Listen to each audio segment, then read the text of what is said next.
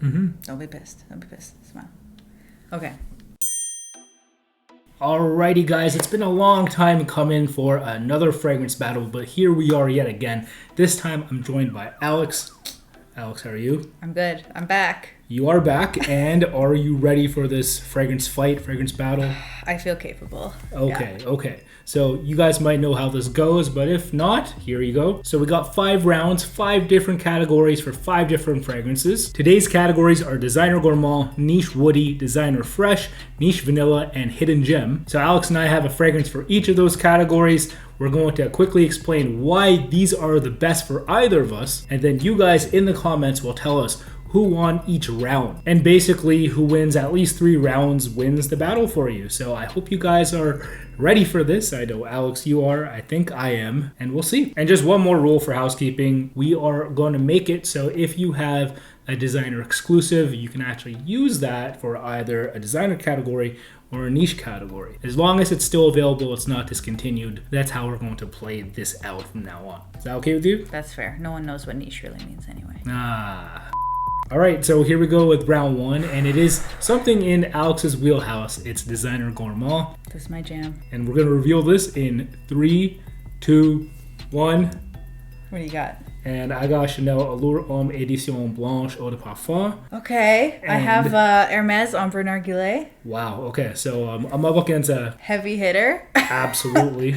I mean, I can't bad talk Édition Blanche, but I don't know if I would call it a gourmand. Okay, see, that's the thing. Like, you definitely have a truer gourmand as far as historically speaking within the com, but in 1 minute or less, tell us why you picked this one. Okay, well, honestly, this has been on my wish list for like 15 years since I got into fragrance, and finally I had enough extra cash to buy it, so I'm treasuring it for the rest of my life. I mean, to me, it's like the original spicy tobacco amber. It's done with a really light effervescent touch, which I think is really rare for this category. So it's not like something like, I don't know, like Herod or Angel Share.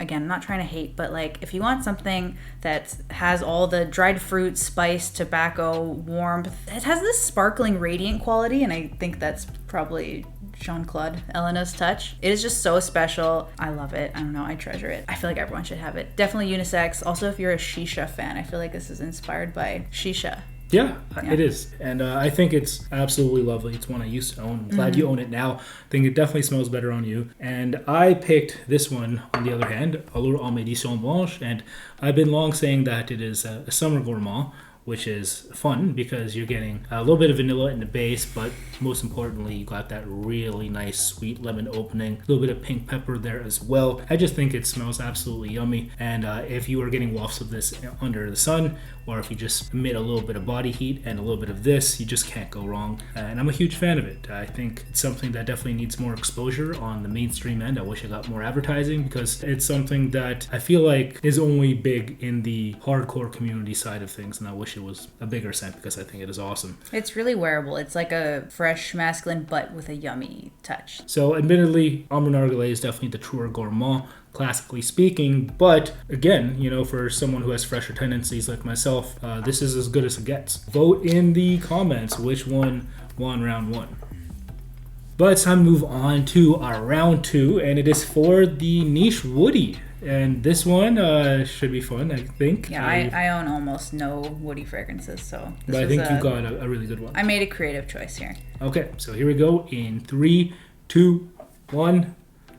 Ooh! Okay, that's Same fun. brand. So we both got some L'Artisans here. You have Food Absent, and mine is Timbuktu. 1 minute or less, why did you pick Food Absent? Okay, so this, to me, this is one of the most underrated L'Artisans. This is actually one of the first fragrances I owned, even though it's way further on the masculine side of the spectrum. It's woody in the sense that I think it's supposed to be based on absinthe, which is wormwood. However, I have actually never tried absinthe. I don't even know what wormwood smells like. It does not have a licorice feeling, maybe like a touch of anise seed, but to me, really, it has this foresty feeling. It's like a warm, spicy, coniferous forest. It's so gorgeous. It's really masculine, but like, again, like very elegant and warm, and it's like warm, fresh, spicy green. Oh my God, it's so magical. And since Food Absinthe is kind of like the OG of this type of genre, I think it's amazing. I think it's a lot of fun, and I think more brands need to experiment with doing absinthe things. I went with something that I think is a truer woody scent in Timbuktu. And what's special about Timbuktu is that it also takes on vetiver in a different way, which I think is extremely tough to do. Because you and I both know vetiver, every time a brand comes out with a vetiver scent, it always smells somewhat derivative of something else. And to do something notably with a note of vetiver, and you can tell it's vetiver, and you can't compare it to anything else, that's fun, and that seldom happens. But this scent, whenever it came out, really broke the mold, and you're getting a little bit more of a spicy opening, and you're getting a lot of incense as well. So it's a smokier vetiver, but one that doesn't smell unwearable at the same time. You figured that could go in a way that is, too aggressively masculine, and I think this is actually more of an austere vetiver, but not in a clean Christian Grey type of way. I just think this is a very warm scent at the end of the day. Not in the sense that it's cozy, but definitely smells like a hot weather night in like the desert, which is where Timbuktu is at. It smells like you're a mysterious international traveler. Actually, also, yes. There's like a touch of green mango to it, I think. Yeah. Pretty There's something interesting. there. I think they absolutely nailed it on the scent. But yeah, tell us in the comments who you think won round 2. Lartisan battle. Oh yeah, we got Fou d'Absinthe or Timbuktu. But moving on to round 3, here we go with our designer fresh scent. So we're gonna reveal this in 3, 2, 1. Okay, so we got a classic bottle of Mugler Cologne. And you're back with the vetiver. Got some more vetiver this time, and Grey Vetiver from Tom Ford, and also not derivative. Look, you can see by how much I've used of this bottle that this stuff is worth owning. I don't even think it costs very much. I've owned this forever. There's nothing better in a hot summer, like a hot, muggy, nasty summer. Or, honestly, this is probably one of the least offensive gym scents you could wear, and it's super fresh. I mean, it's like a really contemporary version of a classic cologne, like Neroli Petitgrain type. I find it has like a salty, almost celery quality to it. And according to Luca Turin, like a hot steam note, which really modernizes it. So it smells like really clean clothes, like fresh out of the shower. It's really cool. I do know there's the cliche of people saying that smells more like Irish Spring, but for me it's like a high-end Irish Spring. Oh my god, it does smell like Irish Spring. And still a classic to this day. There's a reason why it continues to sell even in a newer presentation. But at the same time, no one's been able to do this scent any justice since. I don't think it's one that anyone should dare to touch because I feel like it's been perfected as far as that Irish Spring vibe again. So shoutouts to Mugler and Mugler Cologne. And it's really unique that they came out with a scent like that because that brand is mainly known for their gourmand. And this one is a scent that, according to Thierry Mugler himself, I believe, it's for people who don't like cologne. Yeah, it is like the friendliest, most inoffensive thing. It's such a good office scent. Mm-hmm. Yeah, very inoffensive, very fresh. And I went with a fresh take on vetiver. Yes, I mentioned that note in the last category. But here, while it is still woody, in its backbone, it's most characterized by a clean take on the note as well as anything on top of it that resembles clean. So we're talking a fresh spicy vibe at the top. The grapefruit, very juicy and just a little sharp. Got a little bit of pink pepper to make this sparkle in your nose even more. And to me, this just shimmers, when you are sweating. Say if you are more of a blue collar guy or a white collar guy, I feel like it fits any kind of personality as well. And the Tom Ford quality speaks for itself. So I'm a huge fan of this, and it took me a while to own because I've had a number of vetivers in the past, and I figured that I would own the OG of this fresh vetiver genre eventually, and I'm really glad to have it. And now it's going up against Mugler Cologne. That one's a tough one. Yeah. That one's really well done. Yeah, so it just really depends what you're into, if you want a more fresh yet original take on vetiver, or if you want that classic Irish Spring vibe. Can't go wrong in this category. Again, tell us in the comments who wins round 3. But moving on now, here we are in round 4, and we are more in Alex's wheelhouse yet again because you love the sweet stuff, and this is for our niche vanilla. So here we go in 3, 2, 1. All right. So what do you got? I got Labo Poivre. Oh boy. It is a winner, but maybe not in this round. Oh, okay. So which Larry Lematière Guerlain do you have? This is Cuir Beluga in the slightly older presentation, and it is, oh my gosh. It is a total like cozy plush luxury scent. To me, the first time I owned like a sample of it, it felt like I was being wrapped in white cashmere.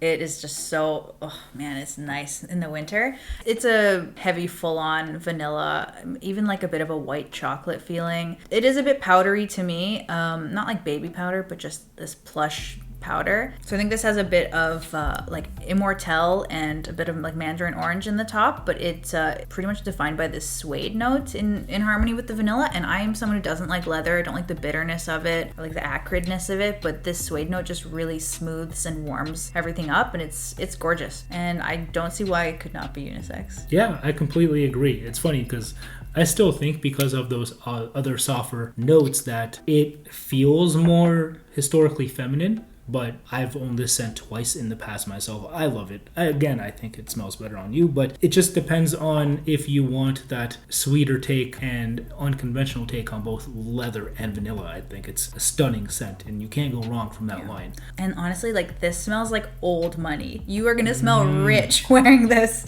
Yeah, and it's funny because like I used to say the same thing about Angelique Noir, but yeah, this one has a more understated elegance, and I think it's the more wearable of the two, and or one of the most wearable from the entire line. Yeah. And on the other hand, I have an exclusive from Le Labo myself. This is the city exclusive to London, Poivre 23, and I'm a huge fan of the scent because typically I'm not a fan of black pepper and fragrances, especially done in a more traditionally fresh, spicy way. Part of why is because I just feel like it's a little bit too edgy or rough on my nose, but here it is more aggressive, yet it's something I can tolerate. I think it's just done to the highest of qualities here. The pepper that they advertise is just on another level. And then on top of that, you have labdanum here, which is very warm, as well as vanilla, of course, because this is a vanilla category. And the vanilla you're getting here is on the drier side. It definitely smells like classic vanilla spice, if anything, rather than something you can define as yummy per se. So the fact that I can get not only a pepper I can tolerate, but one that is different and warmer on top of a drier vanilla where I don't want to smell like a snack, but it's just sweet enough that I feel cozy. I think this thing is super stunning, and I think it's one of the best city exclusives from Le Labo. Actually. Oh, it's so special. I had to get one. So Alex is already showing me up with Cuir Beluga, and look at her, she has one of these herself, which is awesome. Honestly, it's amazing. The pepper punches you in the face in the best way. It's also definitely masculine, like with that note, but it's such a beautiful, warm dry down. Can't go wrong. No. So pick one. Do you want the even cozier Cuir Beluga, a little bit of leather and vanilla, or do you want that peppery vanilla in Poivre 23? Round 5. And if you have on your scorecards that were coming in 2-2 into this round, this one is for all the marbles now, and it is for our hidden gem fragrance. I think for this category we chose ones that have under 500 votes on Fragrantica, so they're pretty untouched. Yeah, pretty untouched, pretty under the radar, and you might have heard of these throughout the years, but at the end of the day, that's you and not everyone else. So hopefully we get to spread the word about these awesome fragrances with this category, and here they are in 3, 2, 1. Okay. So mine's blue. It is blue. Mine's not blue. Look at you. We'll cut that. So you have Serge Lutens Des clous pour une pelure, and I have Feel Notes from Paris. First of all, mine looks cooler. Maybe. It's blue. You're like, why is it blue? Does it smell like Windex? No.